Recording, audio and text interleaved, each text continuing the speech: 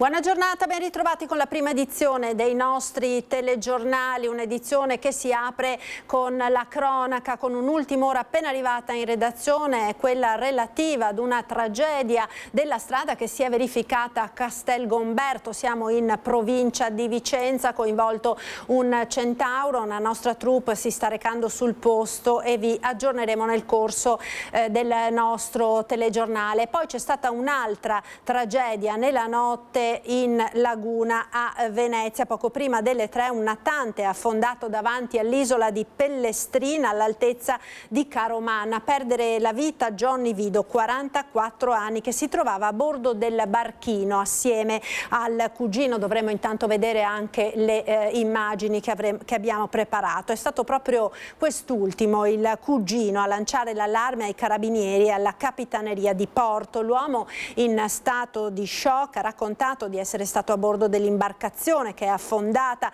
Il cugino, finito in acqua, risultava disperso. Subito sono partite le operazioni di soccorso che hanno coinvolto anche i sommozzatori dei vigili del fuoco e l'elicottero della Guardia di Finanza. La barca, uno scafo giallo di circa 5 metri, è stato ritrovato alle 4:10 dai vigili del fuoco semisommerso nello specchio acqueo di fronte a Pellestrina. Alle 7 su avvistamento dell'elicottero della Guardia di Finanza, la motovedetta ha recuperato il corpo senza vita del 44enne. Johnny Vido abitava a Pellestrina, i due si muovevano spesso in barca e pare stessero andando a pescare. Il mezzo è stato appunto ritrovato, come vi dicevamo, semisommerso. Non si esclude che ci sia stato un urto contro una riva o una briccola per l'ormeggio. Le circostanze dell'incidente sono ora al vaglio della Guardia Costiera e purtroppo continuiamo con la cronaca, perché c'è stata una tragedia della strada, si è verificata questa mattina a Mogliano, e proprio con Mogliano ci colleghiamo in diretta con Daniela Sizia. A te Daniela, buongiorno. Buongiorno Marta, buongiorno anche ai telespettatori. Ci troviamo a Mogliano Veneto, siamo all'incrocio tra via Bonfadini e via Braida. Probabilmente a causare l'incidente è stato un malore dell'automobilista, un 71enne di Casiere. L'uomo proveniva dall'incrocio della strada opposta, rallentando sempre di più fino a quando qui probabilmente ha provato a fermare l'auto, qui dove mi trovo io, e l'auto invece è scivolata ed è finita, lo vedete lì nel campo là sotto. L'uomo purtroppo è morto sul colpo. Sono arrivati subito il suo M118, è arrivato l'elicottero, hanno provato a rianimarlo ma nulla da fare purtroppo per il 71enne. Come potete vedere adesso stanno recuperando il corpo che si trova accanto alla macchina, una Ford. Un testimone appunto ci ha raccontato che provenendo proprio dalla strada opposta aveva scavalcato, aveva attraversato questo incrocio con una manovra anomala, per cui dice il testimone: io mi sono fermato per capire, non ho più visto la macchina sulla strada, ho guardato e proprio là sotto ho visto l'auto che è volata nel campo. Come vi dicevo, molto probabilmente è stato un malore a uccidere questo 71enne.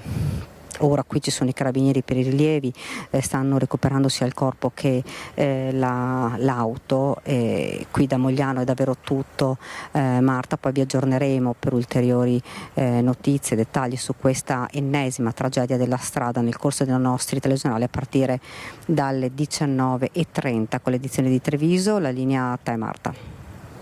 Grazie a Daniela Sizia con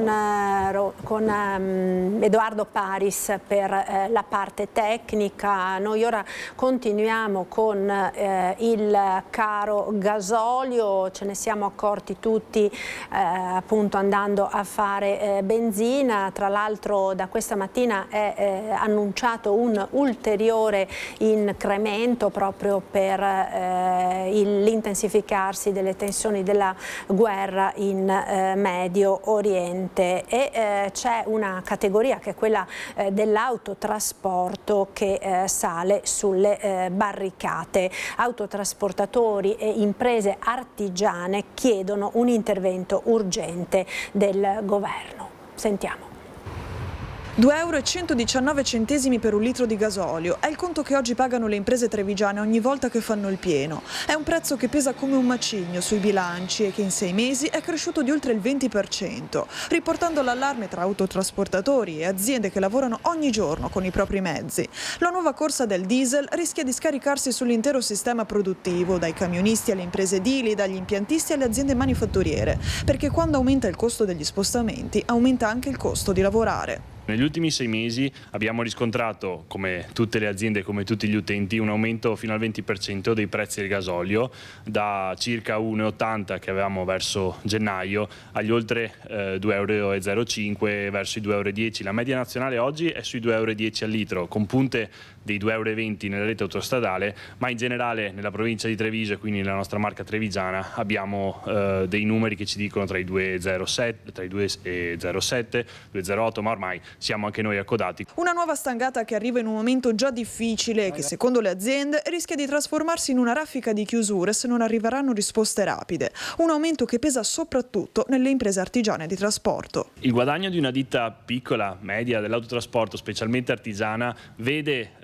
il rischio di erodere quasi completamente quello che è il margine, quella che è la possibilità di guadagno rispetto al proprio servizio. Teniamo conto che la ditta artigiana nel settore dell'autotrasporto ha un recupero tipicamente legato al credito d'imposta che oggi è completamente sospeso e rischia di erodere quella capacità anche di leva contrattuale, di capacità di stare nel mercato, che oggi viene sostenuta dagli artigiani, dalle piccole imprese, dalla conduzione familiare che c'è dietro spesso alle nostre attività. CNA Treviso parla di una situazione ormai insostenibile e chiede al governo un intervento immediato per frenare la crescita dei prezzi, riducendo il peso fiscale sul carburante e sostenendo le imprese. La posizione della CNA è duplice. Da un lato serve necessariamente intervenire per contenere i prezzi e questo ci penserà la politica, la geopolitica per risolvere le situazioni internazionali. Certo è anche che il fisco, le tasse sono una dinamica rilevantissima e determinante nella determinazione del prezzo. Quello che serve è quindi un rilancio di questo credito d'imposta, un meccanismo che consente di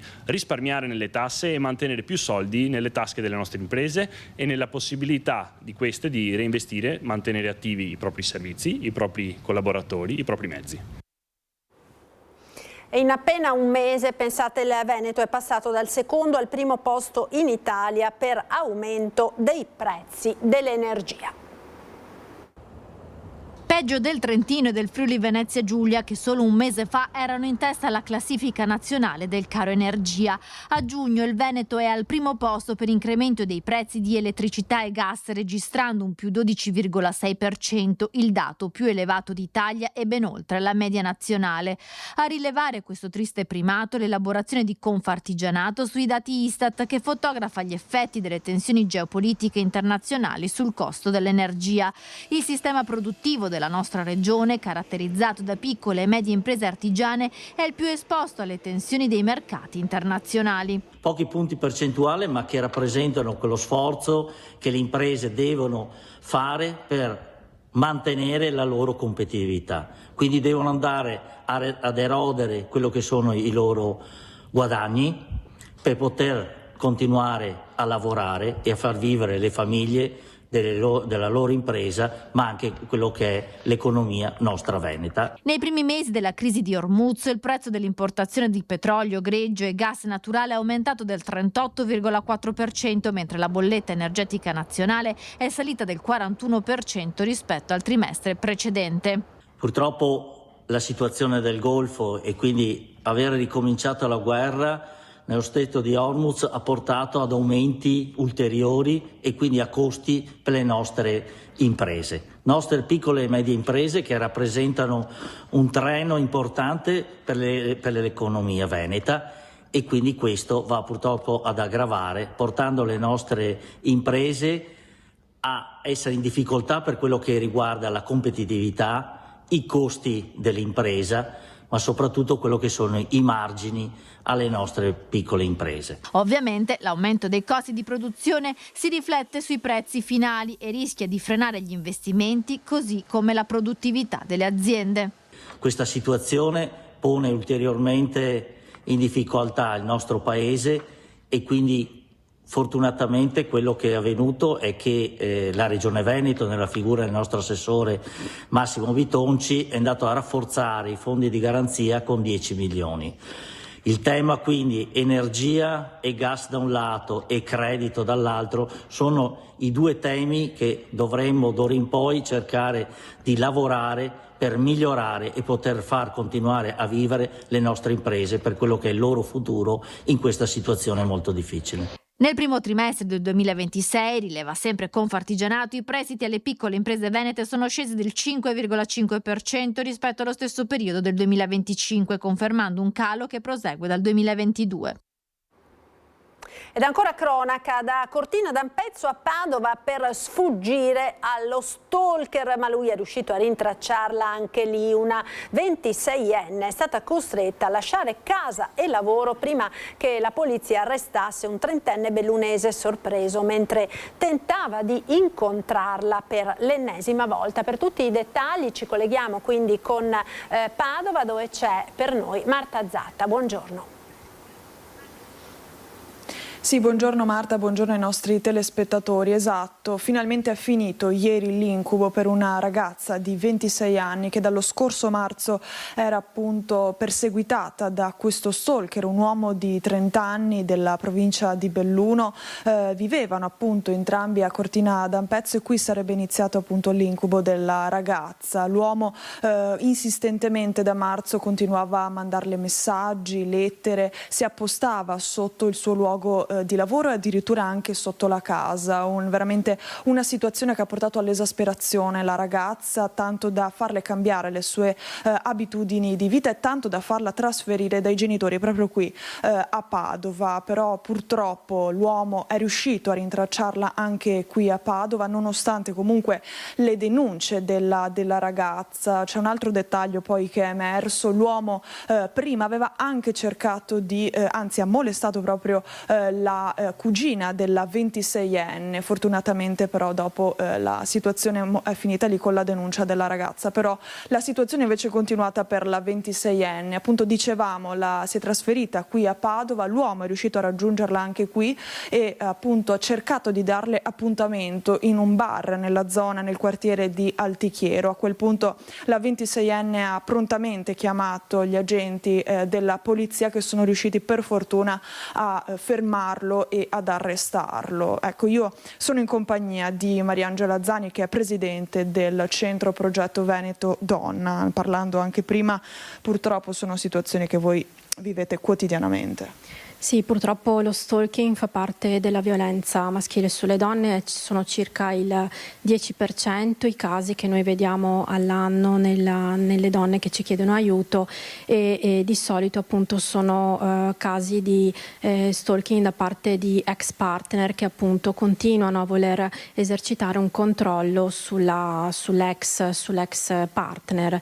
Ricordo anche che lo stalking è stato considerato un reato sentinella per i reati di femminicidio, quindi è un reato che viene assolutamente attenzionato e ha tutta anche una via preferenziale rispetto alla tutela, proprio perché appunto da questa indagine che era stata fatta dalla Commissione Femminicidio è risultato che in molti casi di femminicidio c'erano precedenti denunce per stalking, quindi assolutamente non è un reato da sottovalutare. E tra l'altro, mi dicevi anche prima, un numero in crescente aumento, le chiamate che arrivano anche di notte da parte di queste donne. Sì, noi gestendo il numero nazionale antiviolenza abbiamo notato soprattutto negli ultimi mesi che sono aumentate le richieste di aiuto via chat nelle ore notturne. Questo non significa che la violenza sia aumentata, noi sappiamo che è un fenomeno strutturale, quindi che c'è, ma che sta emergendo. Questo è positivo perché probabilmente ci sono delle campagne informative efficaci e forse anche le donne si sentono più sicure a chiedere aiuto perché appunto c'è una maggior tutela, nonostante purtroppo ancora ci siano diversi casi in cui non riusciamo ad intervenire come rete, diciamo, istituzionale sempre al meglio. In questo caso devo dire che c'è stata una collaborazione molto, molto efficace, che le forze dell'ordine insomma sono state molto, molto attente, ed è questo che auspichiamo insomma per tutte le donne che denunciano questo tipo di reati. Infatti, in conclusione, è proprio importante fare anche un appello, insomma, per magari anche le donne che ci stanno guardando e non hanno il coraggio magari di rivolgersi anche a voi.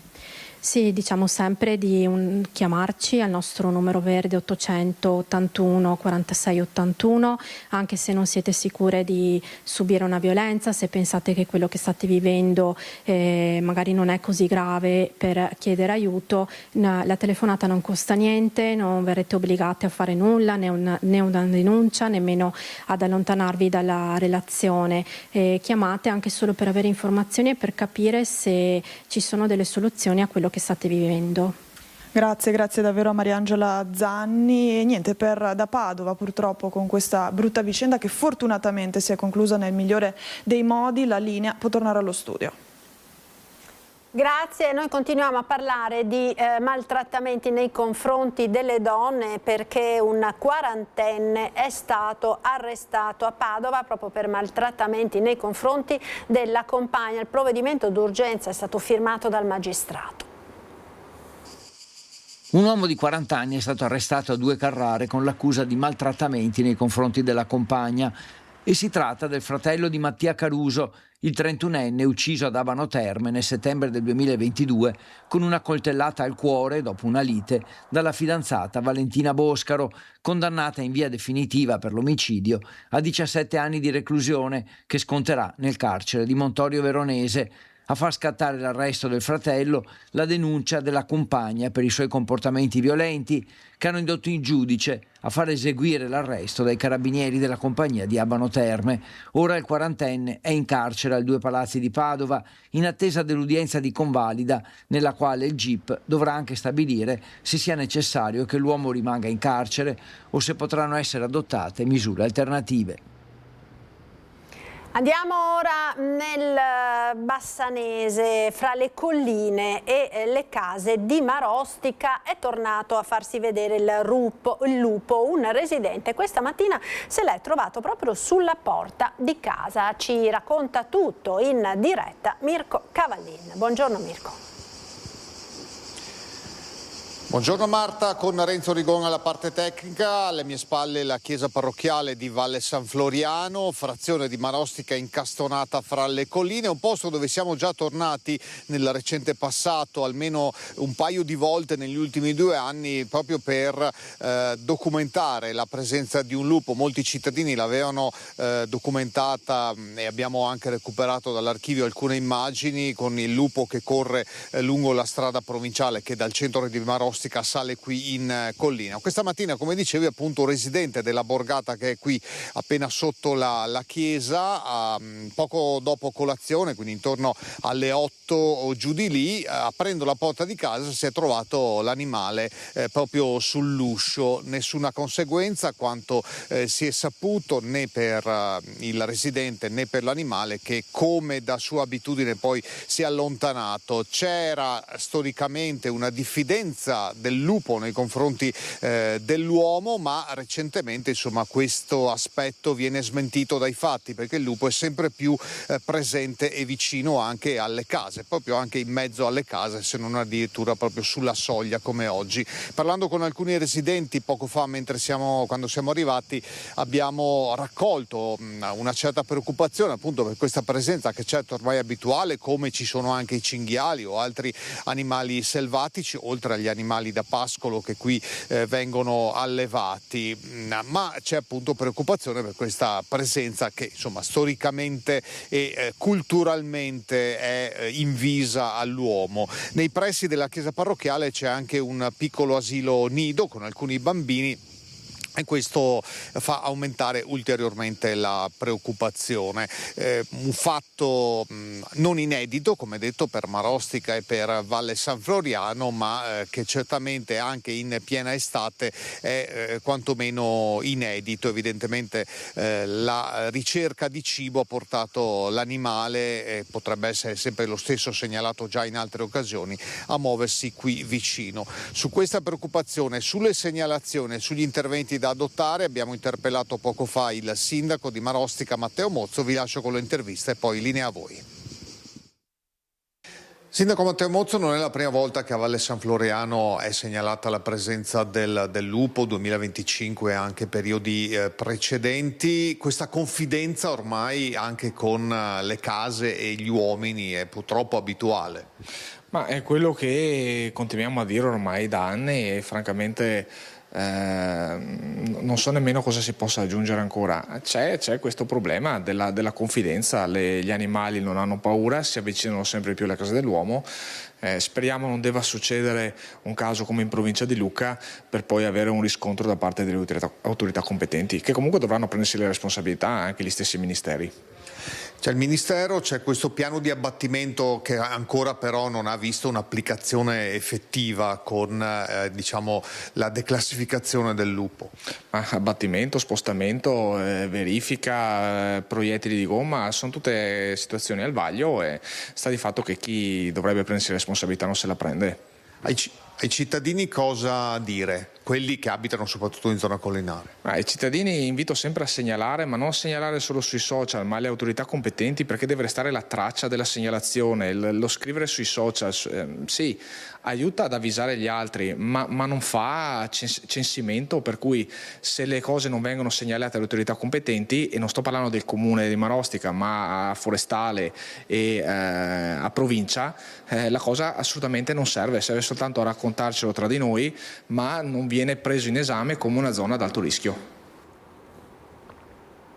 Ed ora andiamo a Venezia, dove questa mattina è stata presentata ufficialmente l'edizione 2026 della Mostra Internazionale d'Arte Cinematografica, con il presidente della Biennale Pierangelo Buttafuoco ed Alberto Barbera, direttore artistico della rassegna. Naturalmente, oltre al programma della mostra, anche all'attenzione generale le accese polemiche dopo il taglio dei finanziamenti da parte dell'Unione Europea per il padiglione Russia. Ci aggiorna in diretta Lorenzo Maier. A te Lorenzo, buongiorno. Buongiorno Marta, a te e ai nostri telespettatori, buongiorno da me e da Simone Merlo che sta curando la parte tecnica. Sì, la presentazione della 83esima Mostra Internazionale d'Arte Cinematografica di Venezia è attualmente in corso. Ci siamo staccati un attimo dalla sala principale, ci troviamo nella biblioteca dell'ASAC e sta parlando in questo momento il direttore Alberto Barbera, che sta presentando ciascun titolo uno alla volta a seconda anche delle sezioni e di tutto il programma. Ma come dicevi giustamente da studio, la scena è stata presa questa mattina dall'intervento in apertura del presidente della Biennale Pietrangelo Buttafuoco. Chiaramente ha ringraziato tutti i promotori della mostra, ma poi nella parte finale del suo discorso pubblico ha anche detto molto chiaramente come la pensa in maniera elegante, ma non ha risparmiato alcune stoccate molto puntuali rispetto alla notizia che tiene banco in queste ore, ovvero il taglio di 2 milioni di euro dell'Unione Europea. Va detto che questo taglio dell'Unione Europea riguarderà la programmazione di Biennale Cinema College, quindi c'era un'attinenza anche con il programma della mostra, anche se in realtà sappiamo bene che la decisione scaturisce dalle polemiche per la Biennale d'Arte e la presenza del padiglione russo. E va detto anche che la Biennale, lo diciamo subito, ha comunque accantonato questi 2 milioni di euro dal suo bilancio per far sì che non vi siano ripercussioni. Ma sentiamo direttamente dalla voce del presidente Pietrangelo Buttafuoco come ha giudicato l'atteggiamento e la decisione della Commissione Europea.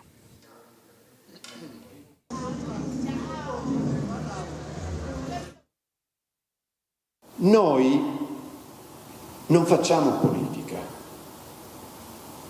non assecondiamo tamburi, noi siamo chiamati qui alla ricerca a livello internazionale nel campo delle arti. Ad obbedire ai loro desiderata verremmo altrimenti meno ai principi di autonomia e di libertà di espressione e di ricerca, di fantasia, di immaginazione, che da 131 anni sono propri di questa istituzione.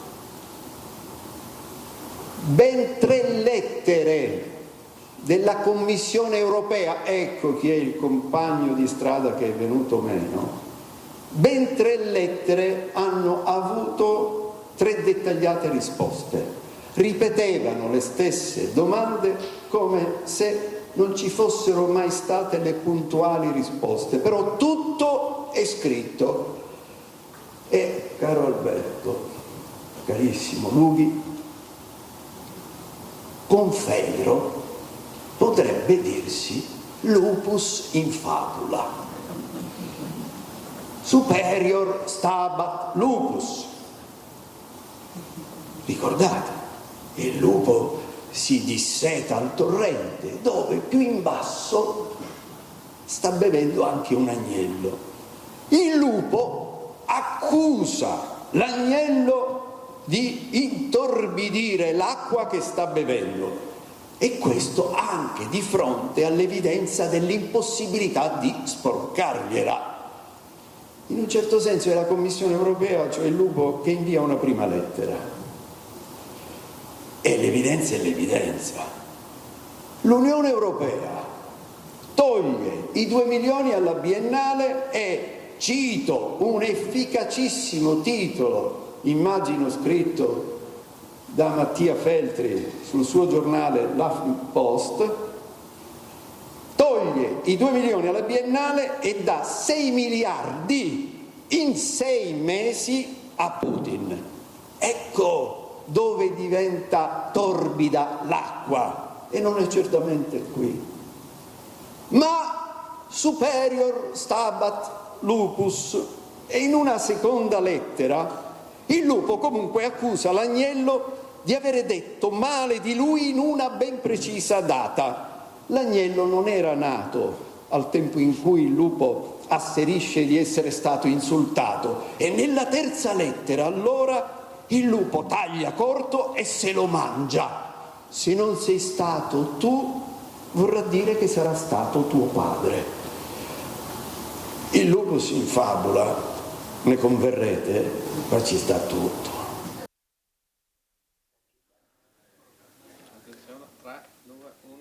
Eccoci Marta, quindi abbiamo sentito il discorso molto puntuale, molto anche di alto livello del Presidente Buttafuoco. Si sta presentando proprio ora il concorso di Venezia 83, quindi sarà ancora piuttosto lunga la presentazione dei film. Possiamo già dirvi però alcune cose, poi ovviamente questa sera nei nostri servizi daremo un resoconto più puntuale. Sono arrivati 4.500 film che la Commissione ha selezionato. Tra i vari titoli ne diamo solo 2, uno fuori concorso che riguarderà anche la tempesta Vaia che ha toccato le nostre terre, e poi segnaliamo anche un film di Luca Guadagnino sulle opere di Bertolucci che dura 7 ore. Ecco, come curiosità vi diamo questi 2 cenni, e poi questa sera vi daremo ulteriori riscontri, vi racconteremo tutto della 83esima Mostra Internazionale d'Arte Cinematografica di Venezia, che ricordiamo si svolgerà al Lido dal 2 al 12 settembre. Se non hai domande dallo studio, Marta, vi restituiamo la linea. Grazie a Lorenzo Maier dalla Biennale di Venezia. Noi ora continuiamo con la politica e la questione autonomia. Dopo il Senato è stata approvata anche alla Camera la preintesa con il governo. Soddisfazione del Presidente del Veneto Stefani. In Parlamento opposizioni sulle barricate. Via libera anche dalla Camera dei Deputati all'intesa preliminare per l'autonomia del Veneto dopo l'approvazione nei giorni scorsi da parte del Senato. 161 voti favorevoli e 109 contrari. Per chi parla di giornata storica, c'è chi bolla la riforma come una presa in giro. Da Venezia il presidente del Veneto Alberto Stefani esulta per quello che definisce passo importante nel rispetto della volontà dei veneti. Qualcuno ha preferito proporre un ricorso contro questa grande riforma. Io, da Presidente della Regione del Veneto, preferisco assumermi le responsabilità davanti ai miei cittadini, avere un paese più moderno, efficiente e responsabile. E proprio per questo, questa battaglia la porteremo fino in fondo. Protezione civile, professioni, previdenza complementare e integrativa, tutela della salute, coordinamento della finanza pubblica. Queste le materie interessate dalla preintesa, cui seguirà ora il confronto diretto con le regioni. Alla Camera contrapposizione netta su quella che il ministro Roberto Calderoli definisce battaglia storica della Lega e sua personale ragione di vita. È un mandato forte e chiaro per noi che rappresentiamo il popolo veneto. E parlo appositamente di popolo veneto perché, e il referendum dimostra anche questo, noi non siamo solo economia. Noi in Veneto siamo storia, tanta storia.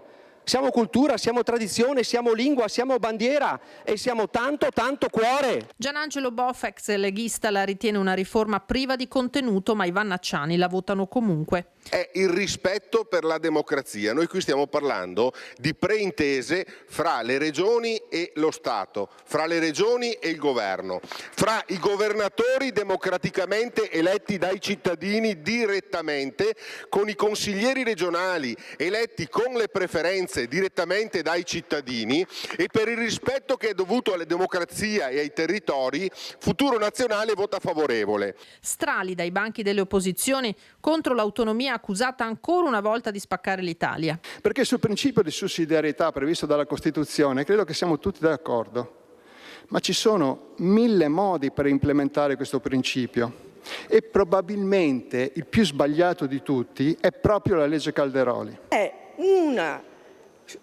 leva assolutamente pericolosa per la destabilizzazione del Paese. Non può essere concepita come uno strumento per soddisfare rivendicazioni territoriali senza una verifica rigorosa, trasparente, comprensibile dell'interesse e dell'equilibrio generale del Paese. È uno scempio politico che condanna a morte il Mezzogiorno e tutte le aree più fragili del Paese. Parlava di palude la Presidente del Consiglio Meloni, la vera palude è quella in cui farà precipitare lei, il sud e l'Italia intera. La riforma che avrebbe danneggiato il Paese, replica la padovana Elisabetta Gardini, è quella che il PD aveva messo nero su bianco. Il disastro, lo dico tramite lei Presidente, lo avreste fatto voi, ancora una volta l'Italia l'avreste rovinata voi. I comuni del Veneto si trovano nuovamente penalizzati nelle graduatorie per il finanziamento di progetti statali, una situazione che si ripete da mesi e che solleva serie preoccupazioni per lo sviluppo e la sicurezza del territorio. L'attacco del presidente di ANCI Veneto e sindaco di Treviso Conte dopo l'analisi degli esiti dei diversi bandi recenti, tra questi anche quello sport e periferie. Ci fermiamo ora per qualche istante, a tra poco, restate con noi. Eccoci nuovamente in diretta con la prima edizione dei nostri telegiornali. Proseguiamo con la cronaca giudiziaria. Nuova udienza nel processo per la morte del ventenne di Tre Baseleghe, ucciso a coltellate durante una rissa nella discoteca Baita al Lago, anzi fuori dalla discoteca Baita al Lago di Castelfranco. Presenti in aula i genitori della vittima, le lacrime di mamma Ioana. È un dolore immenso che non si spende mai. Cioè, per uno spintone, io non ho più accanto mio figlio e non posso più abbracciare. Le lacrime scendono. Ioana, la mamma di Lorenzo Cristeo, ucciso a coltellate fuori dalla discoteca Baita al Lago, non si dà pace. Impossibile per lei anche solo capire perché il figlio sia morto a soli 20 anni per un litigio degenerato in rissa e poi terminato nel sangue.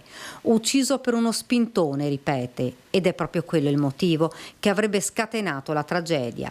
Il suo pensiero unico è quello per Lorenzo, che oggi lei non può più abbracciare. Lorenzo era una persona buona,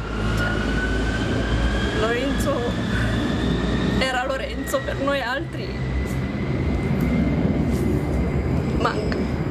Manca tanto. Le lacrime si fermano in gola, troppo forte il dolore. In aula è presente anche papà Vasile ed un altro parente. Hanno ascoltato le testimonianze che ripercorrono quei drammatici momenti. Ioana ogni tanto china la testa, si asciuga le lacrime. Davanti a lei 2 imputati, Badr Rouaji e Taben Nani. I loro sguardi si incrociano poche volte.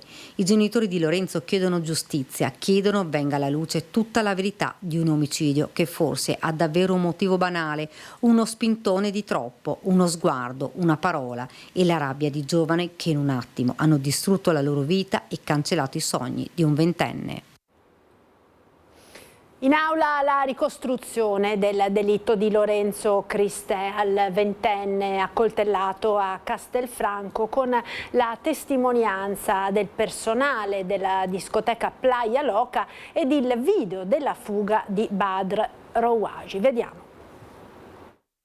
Le immagini parlano da sole. Questo è l'istante in cui arrivano le auto con il gruppo di Cristea. I ragazzi scendono, poi alla cronaca di quello che accade. La rissa, i pugni, i calci e le coltellate. Infine la fuga di Badr Rouaji che per primo si allontana dal luogo della tragedia.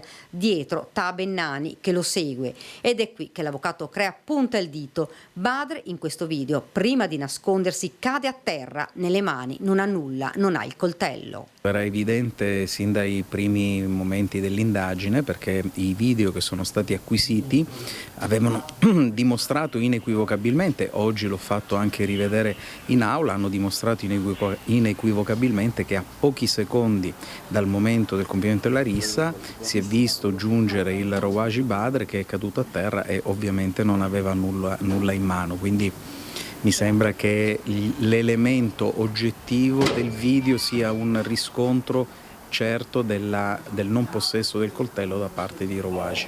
Il coltello è stato trovato in una aiuola poco distante da dove i 2 giovani si erano nascosti. Durante l'udienza hanno poi testimoniato gli investigatori e gli addetti alla sicurezza che hanno ripercorso i momenti della tragedia.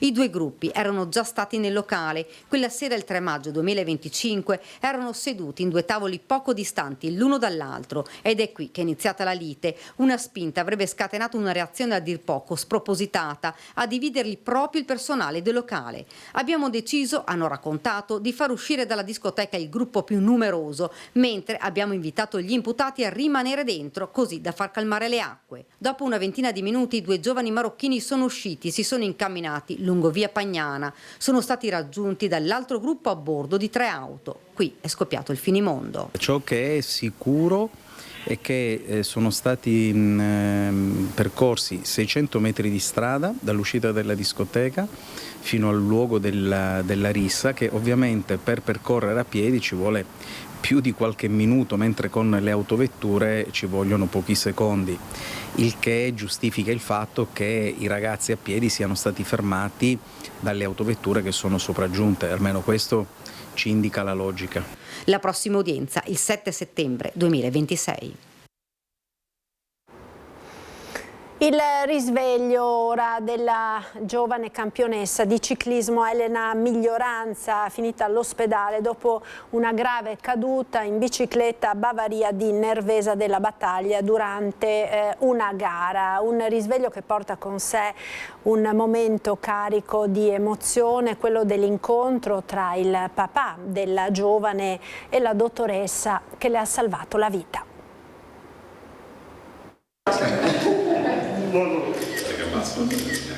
È un abbraccio che vale più di 1000 parole, quello tra la dottoressa Silvia Orazio e Andrea Miglioranza, papà di Elena, la sedicenne che domenica è rimasta gravemente ferita nella caduta durante una gara ciclistica a Bavaria di Nervesa della Battaglia. Dopo giorni di apprensione, la giovane è stata finalmente estubata nel reparto di terapia intensiva dell'ospedale Cafoncello. Scusate un attimo, ma no, è stato molto emozionante. Niente, non so neanche cosa dire essenzialmente, perché adesso sì, io l'ho lasciato domenica che che è partita per quella gara.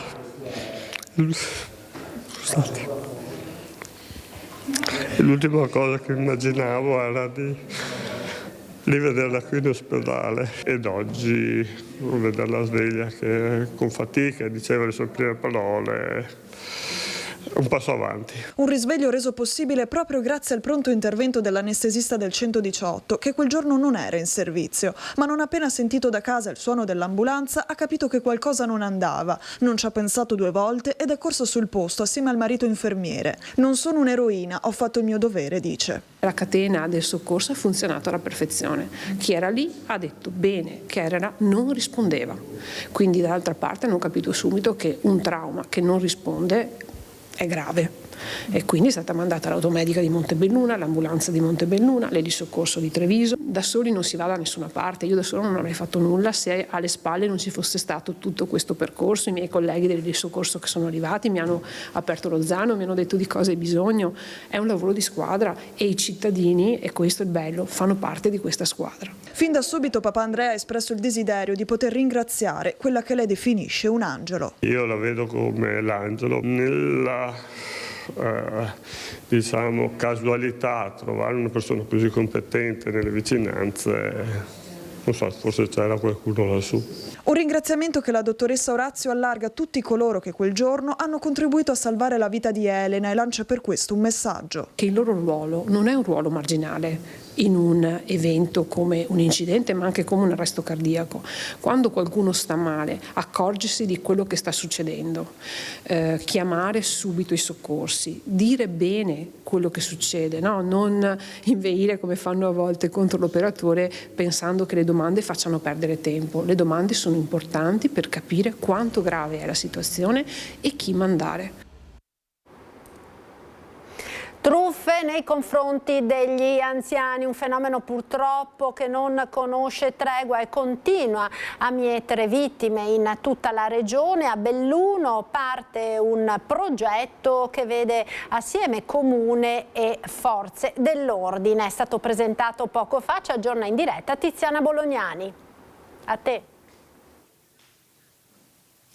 Sì Marta, buongiorno. È la 4ª volta che il Comune di Belluno, grazie a questo bando ministeriale, riesce a mettere a terra un progetto che è un progetto di rete per stare vicino agli anziani, per contrastare e in certi casi perseguire questo fenomeno irritante che è quello delle truffe agli anziani. Irritante perché le conseguenze sono particolarmente pesanti per le persone che ai noi si vedono vittime improvvisamente di raggiri messi a segno dai soliti gatto e la volpe, che non perdono evidentemente il vizio di relazionarsi proprio con chi sanno essere indifesi. Con me l'assessore alla sicurezza del Comune di Belluno, Raffaella Damiano, tra un qualche istante con un collega per terminare le proprie interviste, anche l'assessore al sociale Marco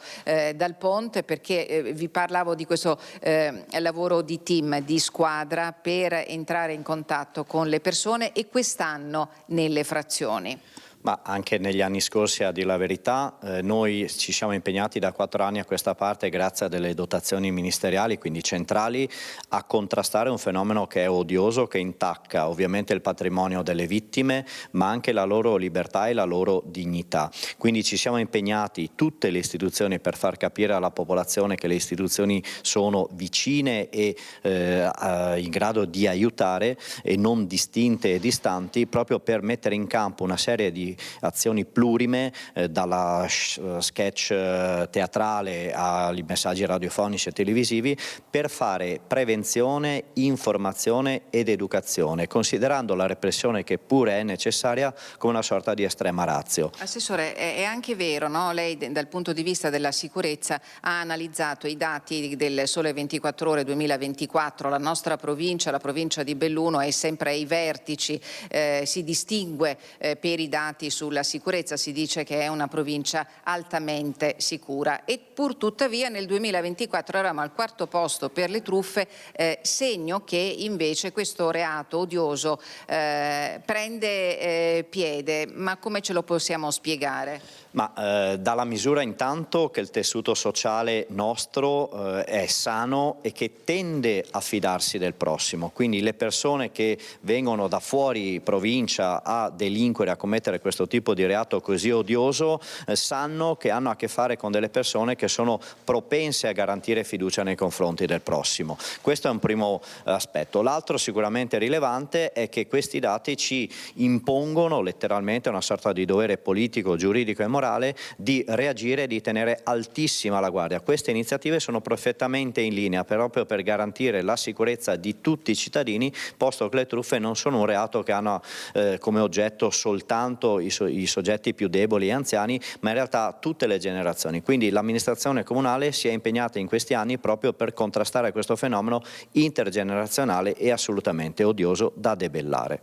Ci ha raggiunto l'assessore al sociale Marco Dal Ponte, quindi io mi faccio spazio tra voi amministratori. Assessore Dal Ponte, lei poco fa in conferenza stampa diceva che il modo giusto per stare vicino alle persone anziane è non farle sentire sole, e ha parlato anche di quel rapporto, di quel sentimento che deve essere ritrovato tra anche vicini di casa, cioè il famoso buon vicinato oramai diciamo non esiste più. Voi state proprio puntando anche su questo? Sì, noi dobbiamo riportare al centro le buone relazioni, le relazioni che ci sono tra le persone. I nostri paesi hanno subito una trasformazione sociale importantissima in questi ultimi anni. Noi dobbiamo riportare le persone al centro, perché altrimenti i nostri paesi diventano dei dormitori. Tutti partono al mattino, la famiglia parte con i propri figli, li porta a scuola e poi rientra la sera. Noi invece dobbiamo creare un sistema diverso. Le relazioni devono riprendere. Stiamo cercando di creare dei punti sociali proprio per questo, ma le relazioni fanno sì che ci sia una rete forte di aiuto tra persone, categorie fragili, e quindi nel caso specifico della truffa agli anziani possano intervenire di aiuto.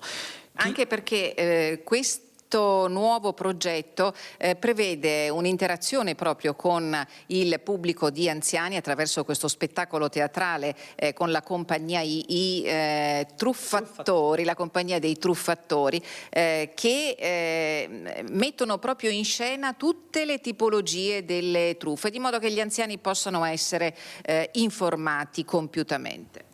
Sì, di anno in anno noi miglioriamo l'offerta che facciamo. Quest'anno abbiamo dato maggior spazio agli attori, perché gli attori in maniera divertente lanciano dei messaggi che sono facilmente comprensibili.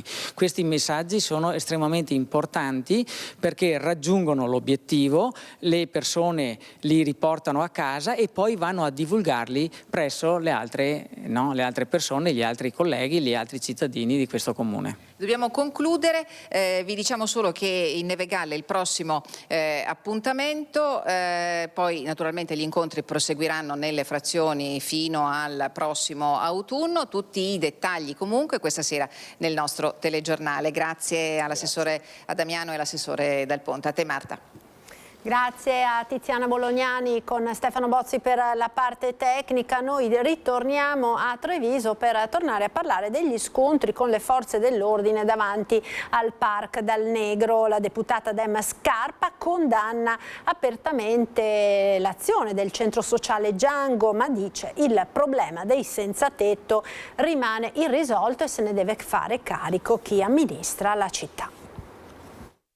Condanno quanto fatto dal centro sociale Django. Io non penso che sia utile andare a interrompere una manifestazione, non penso che arrivare a una situazione di scontri con le forze dell'ordine sia utile in nessun modo alla risoluzione del tema. La deputata del Partito Democratico Rachele Scarpa prende le distanze dai centri sociali che al presidio antidegrado di prima i trevigiani al Park Dal Negro hanno risposto con una contromanifestazione non autorizzata, arrivando alle mani con le forze dell'ordine.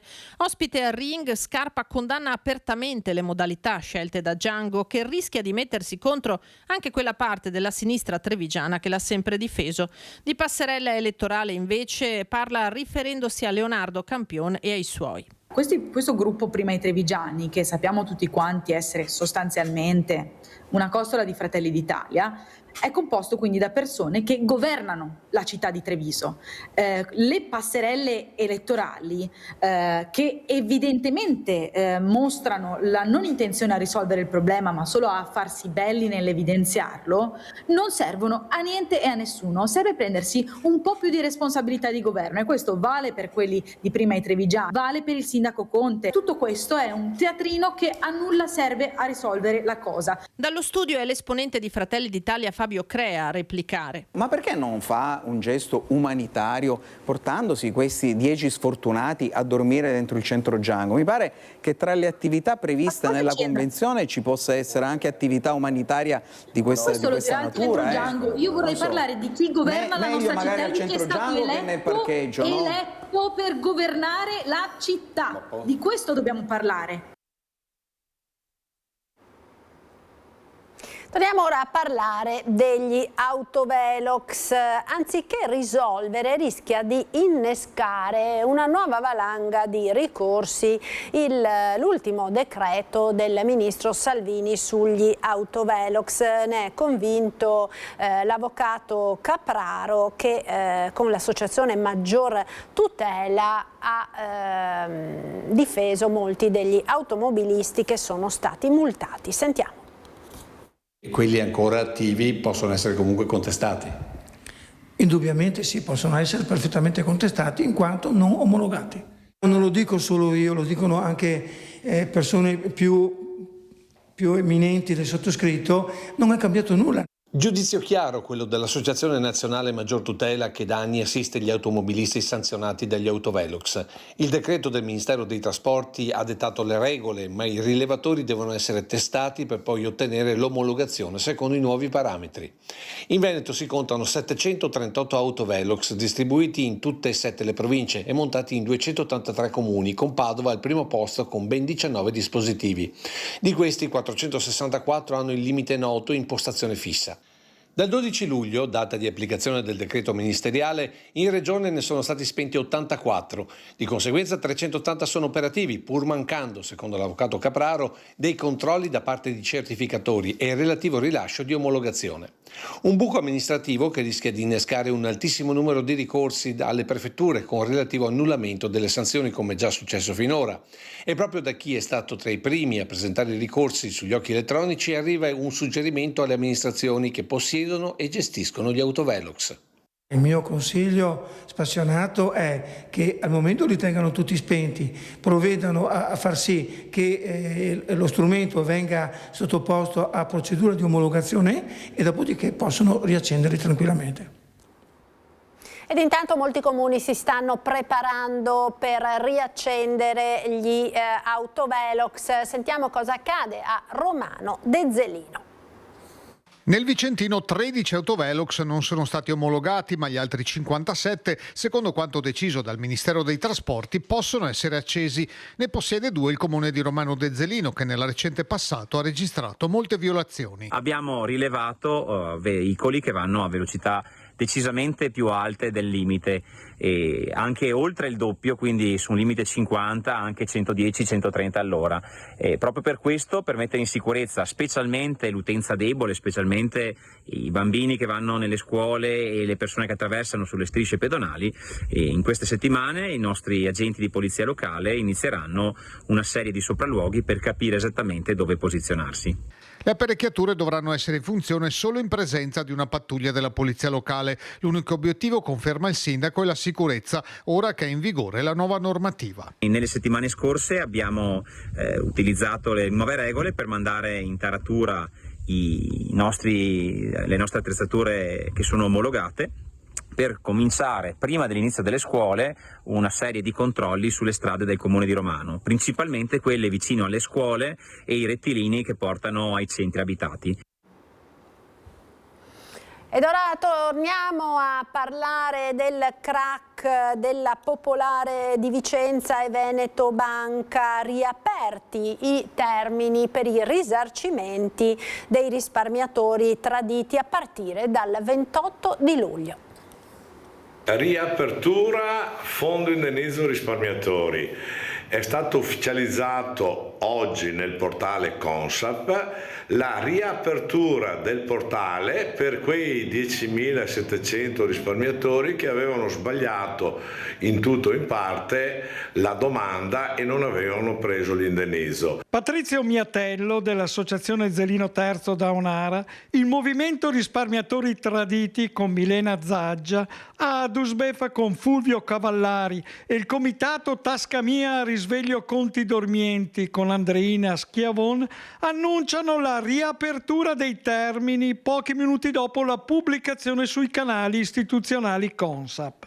Sono interessati 10.733 risparmiatori dell'ex Popolare di Vicenza e Veneto Banco.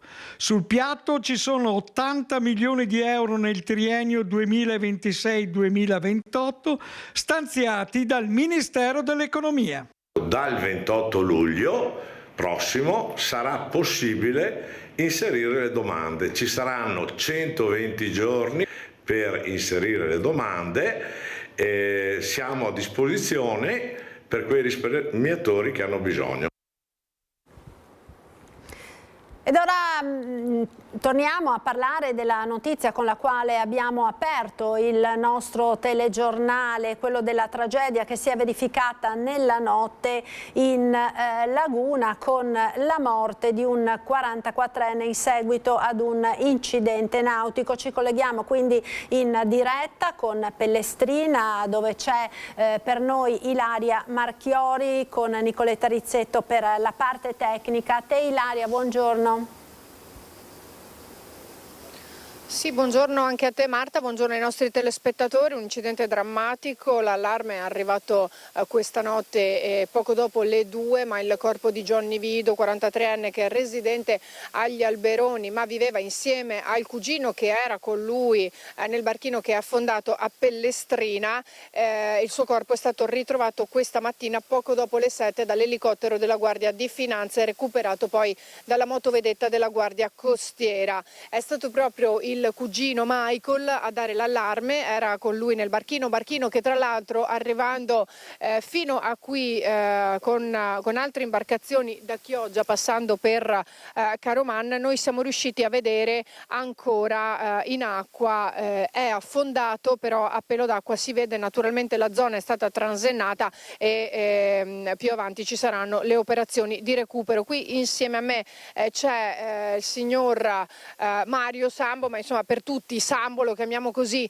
anche noi. Lei mi diceva noi qui a Pellestrina ci conosciamo tutti e lei conosceva anche Johnny. Sì, tutti e due, perché frequentavamo lo stesso bar, tutti e tre praticamente amici di bar, e loro erano praticamente dei ragazzi solari che si divertivano come tutti i giovani. In pratica sono andati a Chioggia a fare una serata e rientravano in isola e purtroppo è successo il peggio. Ecco, purtroppo la dinamica è ancora al vaglio degli inquirenti, si sta cercando di capire che cosa sia effettivamente accaduto. Quello che si sa al momento è che è stato il cugino di Johnny a lanciare l'allarme, appunto dicevamo poco dopo le 2, poi sono arrivati i soccorsi, ma ci è voluto del tempo prima di ritrovare il corpo di Johnny Vido, che tra l'altro la corrente aveva trascinato abbastanza lontano dall'imbarcazione. Ecco Sambo, i due vivevano insieme, vero? Erano molto uniti come cugini. Uno lavorava con la cooperativa al cerchio e l'altro su una barca da pesca sulle cozze, diciamo. E praticamente ci incontravamo tutti i giorni in bar per il caffè oppure la sera per l'amaro serale, e dopo ci divertivamo anche insieme qualche volta in fronte al bar, e dopo ognuno andava per i fatti suoi. Insomma, loro ieri sera sono andati a Chioggia a divertirsi e noi siamo stati in isola, però in pratica ci siamo qua uniti a loro praticamente cordoglio di quello che è successo. Ecco, infatti noi sappiamo che Pellestrina è una comunità molto unita, dicevamo voi qui vi conoscete praticamente tutti, e questa mattina quando avete appreso la notizia mi hanno raccontato anche altri abitanti residenti del luogo sconvolti. Perché praticamente io alle 5:30 ho sentito l'elicottero che sorvolava l'isola e mi sono allarmato subito. E dopo, chiedendo ai locali, mi hanno detto che c'era stato un incidente, e poi via via durante la mattinata abbiamo saputo cosa era successo, un grave fatto insomma. Lei è già riuscito a parlare con Michael, il cugino? Non ho visto nessuno, però magari in giornata penso che magari lo troviamo al bar oppure lo troviamo a qualche locale pubblico e così sentiamo anche magari dalla sua persona come sono andate le cose. Ecco, avete sentito, al momento questo è quello che sappiamo, come vi dicevo la dinamica è ancora al vaglio degli inquirenti per cercare di capire che cosa sia accaduto. Quello che al momento è certo è che il barchino sia affondato nelle acque all'altezza di Caroman, dunque qui nelle acque antistanti Pellestrina, e si cercherà di capire poi che cosa sia accaduto, come mai Johnny sia appunto annegato in acqua, esatto, e dopodiché trasportato e trascinato fino alla riva. Deve essere poco distante da qui che è stato ritrovato il corpo, giusto? La zona qui del cimitero di Pellestrina, in questa zona qua, la corrente l'ha trasportato perché c'è la corrente forte di acqua crescente in laguna, quindi un corpo galleggiante o semisommerso viaggia velocemente, ecco, e stamattina la corrente era forte. Ecco, avete sentito, naturalmente qui a Pellestrina sono tutti sconvolti da questa notizia perché conoscendosi appunto tutti è come essere sempre un po' in famiglia, no? È una famiglia, l'isola di Pellestrina è una famiglia e ci conosciamo tutti, dalla nascita purtroppo fino alla morte in questo caso. Grazie a Sambo. Io se non ci sono domande, Marta, restituisco la linea allo studio. Grazie a Ilaria Marchiori da Pellestrina. Noi ora continuiamo con l'inquinamento da PFAS, occhi puntati sulla sede dell'ARPAV dove erano attese importanti novità sul progetto di bonifica della ex Miteni. Il sito della Miteni di Trissino continua ad inquinare con i PFAS il territorio circostante, uno stillicidio soprattutto con le piogge quando il livello delle acque meteoriche si innalza e supera la barriera idraulica attualmente installata. Per questo gli occhi di tutti erano puntati sulla sede dell'ARPAV a Vicenza, dove si è riunita la conferenza dei servizi per stabilire il progetto definitivo per la bonifica dell'area industriale. Alta tensione e alta attenzione sicuramente di tutte le associazioni ambientaliste che si sono battute in questi anni, i cui rappresentanti si sono radunati sotto la sede di via Zamenhof. Straordinariamente una delegazione è stata ammessa all'avvio della riunione, dove sono state depositate le richieste articolate in 5 punti. Che venga scelto un progetto di bonifica integrale del sito e non altre soluzioni.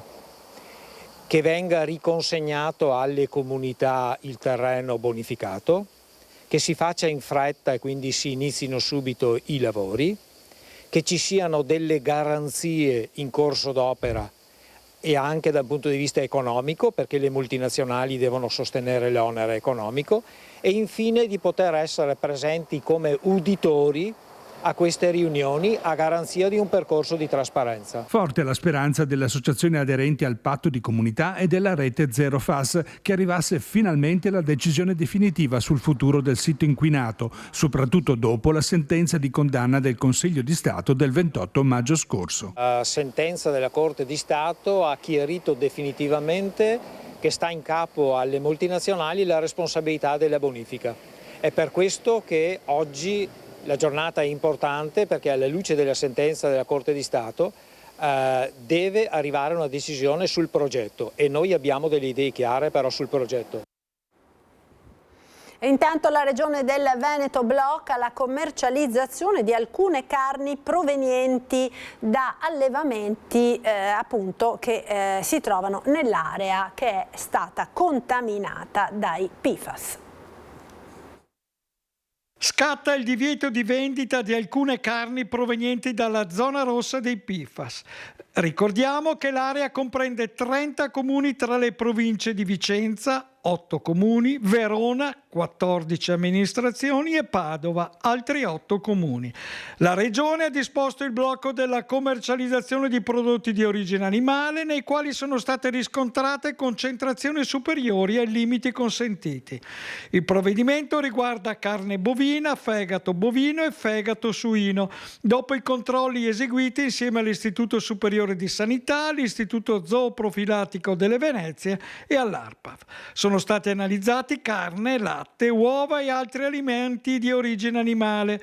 Il quadro generale, spiegano da Venezia, è comunque rassicurante. Su 703 campioni esaminati, 680, il 97%, sono entro i limiti di legge. Altri 18 campioni, il 3%, sono stati sottoposti a ulteriori verifiche. Le criticità riguardano soprattutto i bovini. 8 aziende, il 5% di quelle controllate, hanno messo in luce superamenti nei muscoli bovini, nel fegato bovino e anche nel fegato suino. Per queste realtà è scattato il divieto di commercializzazione dei prodotti interessati e sono stati predisposti interventi per ridurre la contaminazione e riportare gradualmente i valori entro i limiti di legge. In 5 campioni, pari allo 0,7%, sono stati inoltre rilevati livelli di PFOA e PFOS nelle uova superiori ai valori indicativi, mentre in 3 campioni, lo 0,4%, è stata riscontrata una presenza di PFAS nei pellami oltre le soglie di riferimento. Ci fermiamo ora per qualche istante di pubblicità, tra poco restate con noi.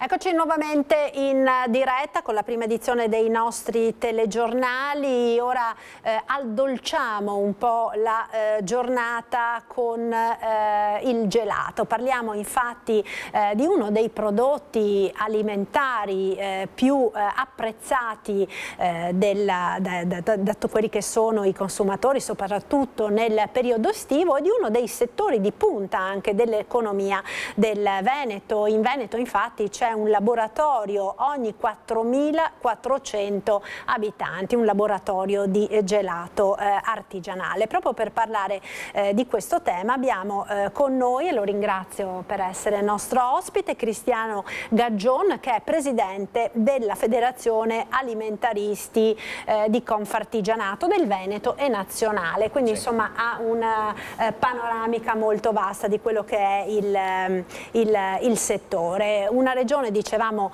quella del Veneto, che è leader, possiamo dire, in Italia proprio per quanto riguarda la produzione artigiana. Per quanto riguarda il gelato non ci sono però delle tutele di legge ancora, quindi è proprio da voi che parte questo progetto per garantire una copertura, diciamo una tutela di legge a questo prodotto d'eccellenza del nostro paese, che è diventato un po' emblema anche nel mondo. Vogliamo spiegare allora di che cosa si tratta? Sì, dicevi bene, il gelato è uno delle eccellenze del Made in Italy e è nato in Veneto, è nato soprattutto in provincia di Belluno ancora agli inizi dell'Ottocento, e nel corso degli anni si è sviluppato un po' in tutto il mondo e c'è questa produzione artigianale che è veramente un'eccellenza e che tutti ci invidiano. Manca però giustamente una tutela, non c'è una legge che identifichi un gelato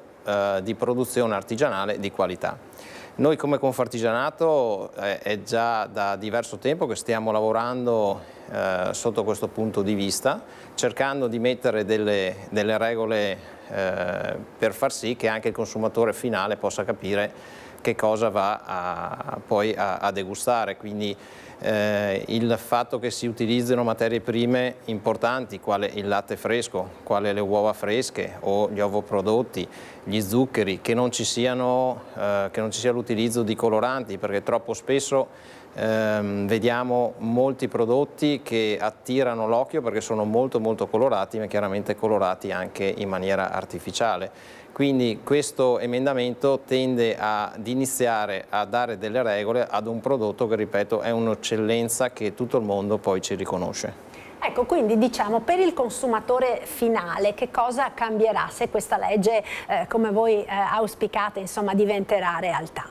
Beh, innanzitutto ci sarà un'informazione chiara e il consumatore inizierà a capire, ma già molti sono in grado di identificare un gelato fatto bene è un alimento, perché ha delle sostanze nutrienti importanti, ripeto, il latte, quindi ci sono molte proteine, le uova, ci sono dei grassi nobili e riuscirà ad avere una visione migliore e più chiara di quello che è la differenza tra un gelato artigianale e un gelato chiaramente non artigianale. Certo, quindi sicuramente questo va a vantaggio dei consumatori e anche di tutti coloro che in questo periodo di gran caldo, no, molto spesso sostituiscono anche un pasto, magari il pranzo veloce di mezzogiorno viene sostituito da una coppetta, da una coppa di gelato, insomma magari con dei gusti alla frutta che con il caldo sono particolarmente graditi. Un disegno di legge però che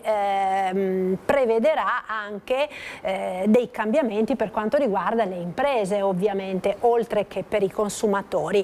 Quindi sì, quali assolutamente. Oltre a questo emendamento che stiamo preparando, che è già pronto, c'è anche un'altra tutela maggiore nei confronti dei consumatori, che è la revisione della legge quadro sull'artigianato, che darà ancora ulteriori garanzie nel riconoscere quali sono le aziende artigiane, perché questo termine ora potrà essere utilizzato esclusivamente dalle imprese iscritte all'albo artigiano.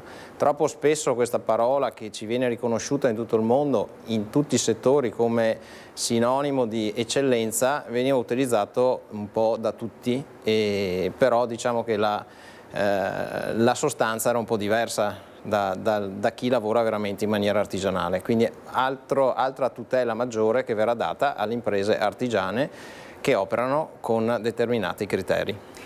Allora, io la devo interrompere un attimo perché vedo dalla regia che ci chiede la linea Luisa Bertini. Il tema purtroppo è tragico, ne avevamo accennato all'inizio del telegiornale, c'è stata una nuova tragedia della strada, è successo a Castelgomberto, siamo in provincia di Vicenza, a perdere la vita un motociclista. Ci aggiorna Luisa Bertini in diretta. A te Luisa, buongiorno. Sì, buongiorno a te, buongiorno ai nostri telespettatori. Lo anticipavi, l'ennesima tragedia della strada è successo stamattina alle 11 a Castelgomberto, nella via che vedete alle mie spalle, via del Velodromo. Secondo le prime ricostruzioni un impatto tra un camion e una moto, a perdere la vita il Centauro, di cui al momento non si conoscono le generalità. La scena, come vedete, è stata transennata. A lavoro sono la polizia locale e i carabinieri, ovviamente per ricostruire la dinamica e le eventuali cause che hanno portato all'impatto, e anche per la deviazione del traffico che qui porta in questa zona industriale. Ad intervenire, come dicevo stamattina, sono intervenuti subito i sanitari che per il Centauro non hanno potuto far altro che constatare il decesso. Adesso sono presenti per i rilievi la polizia locale così come i carabinieri. Per il momento è tutto, qualora ci fossero ulteriori novità richiederemo la linea. Grazie a Luisa Bertini, naturalmente torneremo a parlare di questa ennesima tragedia della strada nelle prossime edizioni dei nostri telegiornali. Purtroppo quella di oggi è stata una giornata contrassegnata da diverse tragedie, ne abbiamo parlato appunto nel corso del telegiornale, questa è l'ultima in ordine di tempo. Torniamo quindi, cambiamo decisamente tema, torniamo a parlare di tutela di uno dei prodotti d'eccellenza del nostro territorio, dicevamo appunto il gelato artigianale, proprio con questa proposta di Confartigianato di creare una legge che venga a tutelare quelli che sono appunto i prodotti veramente artigiani, perché appunto, come lei diceva, purtroppo spesso si vedono in giro anche prodotti che vengono spacciati per artigiani, per gelato artigianale, mentre realmente non lo sono. Come fa il consumatore a distinguere un prodotto che sia veramente artigianale, di qualità, da uno che non lo è? Parlando dell'agroalimentare in generale, diciamo che siamo a volte tratti in inganno soprattutto dalla copertina, quindi troppo spesso in questo periodo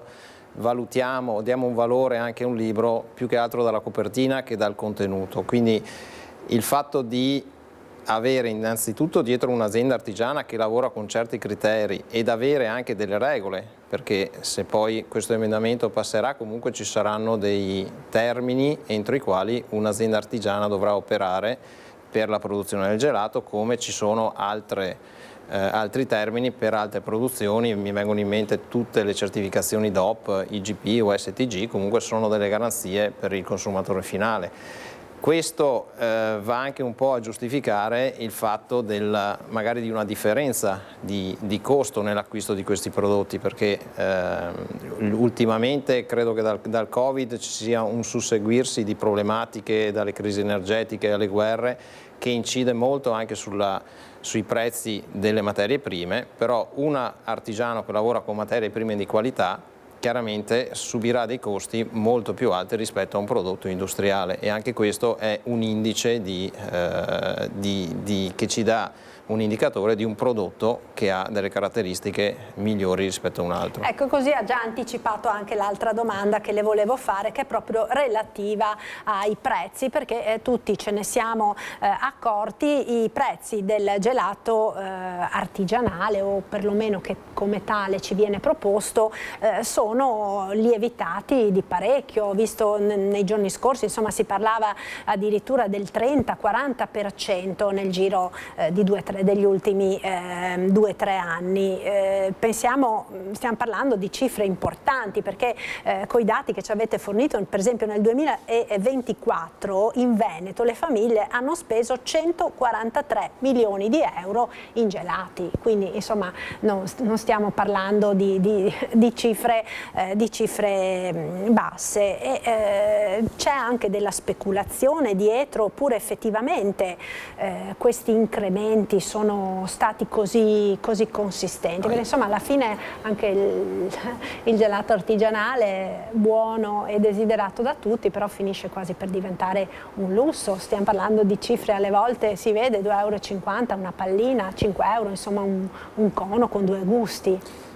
Assolutamente, però i rincari ci sono stati soprattutto nei prodotti lattiero-caseari, quindi nel latte, nelle uova, nei prodotti che poi vanno anche ad aromatizzare quelli che sono le varie tipologie di gelato. Mi viene in mente la frutta secca, le nocciole, il cioccolato stesso, quindi i rincari sicuramente ci sono. I prodotti che hanno una qualità buona chiaramente hanno avuto degli incrementi dei prezzi, e il nostro settore artigiano, che comunque lavora con qualità, ha dovuto intercettare questi rincari, cercando comunque di calmierare nel limite del possibile quelli che potevano essere dei rincari, però è indubbio che qualche aumento c'è stato, altrimenti poi le aziende fanno fatica poi a far quadrare i conti. Ecco, li vedono lo stesso i gelati nonostante i prezzi così cari.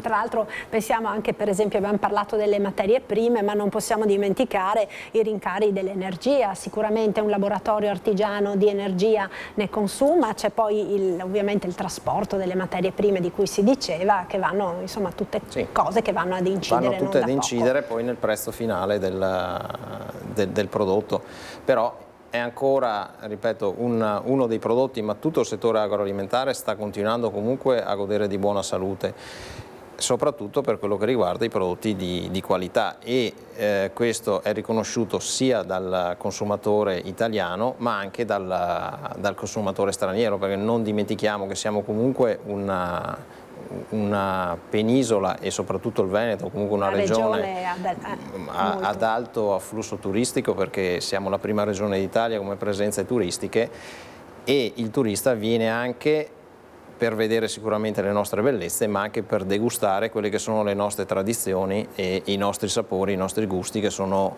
unici in tutto il mondo. Quindi insomma un motivo in più per tutelare questi prodotti con una legge che consenta anche di evitare quelli che possono essere in qualche modo, uso questa parola, insomma lo diciamo tra virgolette, gli imbrogli, perché poi alla fine, soprattutto magari quando si parla di turisti che tanto il gelato lo mangiano una volta e poi chissà quando torneranno, qualcuno che fa il furbacchione può sempre esserci. Può sempre essere. Un altro esempio, sempre nel comparto agroalimentare, è l'esempio del panettone, quindi dei grandi lievitati. Anche lì si è arrivati a fare una legge, a disciplinarla, e questo ha dato sicuramente una spinta anche su quel prodotto nel riconoscere poi quello che è la vera qualità di questo prodotto. Quindi tutte queste regole comunque aiutano i consumatori sia interni che stranieri ad avere poi delle garanzie. E alla fine penso aiutino anche gli artigiani che operano correttamente, esatto. no? Perché alla fine vengono tutelati anche loro in quella che è l'eccellenza e la qualità del loro prodotto. Esatto, e quindi anche se c'è qualche piccolo rincaro ci sono delle giustificazioni, perché poi il prodotto ha veramente una qualità diversa da altre tipologie di prodotti. Ecco, quindi per concludere, questo emendamento c'è, abbiamo detto. Quale sarà l'iter e quali potrebbero essere i tempi? I tempi, se tutto va bene, non dovrebbero essere molto lunghi. Già la settimana prossima dovrei scendere a Roma e incontrare poi in Senato il referente che sta portando avanti questa iniziativa, quindi spero vivamente che non ci siano ostacoli. Questo è stato fatto grazie alla Confartigianato Nazionale, all'Ufficio Legislativo, a dei professionisti con i quali ci siamo confrontati, alla stessa CNA che comunque collabora sempre con noi per avere un dialogo sempre aperto, e è stato fatto veramente a più mani per cercare, il fine comune è quello di avere una regolamentazione di un'eccellenza del Made in Italy. Io la ringrazio, allora grazie a Cristiano Gaggion per essere stato con noi, presidente della Federazione Alimentaristi di Confartigianato Veneto e Nazionale. Grazie per essere stato con noi. Noi continuiamo ora parlando di una vicenda che ha fatto sicuramente molto scalpore, molto discutere nell'ultimo periodo, la visita nel nostro territorio dell'ambasciatore statunitense Tillman Fertitta a bordo di un mega yacht che è salpato alla volta di Trieste dopo la tappa veneziana e dopo una tappa sorpresa a Bibione per portare la figlia al Luna Park. L'ambasciatore ha incontrato la stampa, c'eravamo anche noi, vediamo. Cosa voglio dire delle proteste contro di me? Congratulazioni, vivete in un paese libero dove protestare è lecito. So che protestavano perché non gli piaceva il mio yacht bianco. Commenta così la rabbia delle centinaia di manifestanti contro il suo arrivo in laguna, i 117 metri di lusso sfrenato ormeggiato lungo riva Sette Martiri, il diplomatico nonché magnate italo-statunitense Fertitta, che al riguardo conclude dicendo: non me ne preoccupo, sono stato qui per 5 giorni e la protesta è durata una ventina di minuti. L'ambasciatore americano Tillman Fertitta apre le porte del suo yacht alla stampa e lo fa prima di lasciare Venezia indicendo una conferenza stampa. Donald Trump è un leader davvero speciale, scherza sempre, specie con la stampa, è carismatico, lo potrete riscontrare anche voi se avrete l'opportunità di conoscerlo. Fertitta risponde a tutte le domande che gli vengono poste dal ponte del suo blindatissimo Boardwalk, il mega yacht da $500 milioni, liquidando i dubbi sulle recenti frizioni tra Washington e Roma. I rapporti con Giorgia Meloni e l'Italia non sono cambiati. Nonostante si possano avere anche opinioni diverse, i rapporti tra i due paesi restano solidissimi. E dopo l'intervista, la nostra personale visita ai 6 ponti della Boardwalk, dopo essere saliti a bordo rigorosamente scalzi, in cima ben 2 gli eliporti, rispettivamente a prua e a poppa, con l'elicottero principale modello Airbus H130 con registrazione personalizzata N252TF, le lettere finali rappresentanti le sue iniziali Tillman Fertitta. Quindi le fighting chair, le sedie per la pesca cosiddetta da combattimento, ovvero d'altura. E ancora, ai diversi piani, le piscine, di cui una jacuzzi e una vasca con acqua calda. Divani, divanetti, poltroncine e un lusso davvero abbaccinante. Una sala cinema, 10 camere da letto, 4 chef, di cui un italiano, 2 inglesi e un americano, uno staff a bordo di 40 persone. Il mega yacht ha salutato Venezia per Trieste, altra tappa del tour celebrativo per i 250 anni dell'indipendenza americana. Siamo in chiusura di questa prima edizione dei nostri telegiornali. Vi ricordiamo che Antenna 3 ritrasmetterà lo spettacolo dei fuochi pirotecnici in bacino San Marco, la festa sulle barche lungo le rive, tutto il meglio della notte del Redentore. Dopo il grande successo di sabato scorso e la diretta record di ascolti, torna a grande richiesta sulla nostra emittente sabato alle 21 con uno speciale che ne ripercorrerà i momenti più belli grazie alle immagini e alle voci che sono state raccolte dai nostri inviati in occasione della festa del Redentore. Rivivremo quindi un evento che ha portato a Venezia oltre 100.000 persone e tenuto incollati 550.000 telespettatori davanti alla TV. Emozioni, tradizione e festa con il meglio della notte famosissima sabato quindi alle 21 su Antenna 3. Ed è tutto per questa edizione. Vi ringrazio per essere stati con noi. Vi ricordo come sempre subito dopo la sigla l'appuntamento è con il nostro meteo e le previsioni del tempo sul nord-est per le prossime ore. A tutti un buon pomeriggio.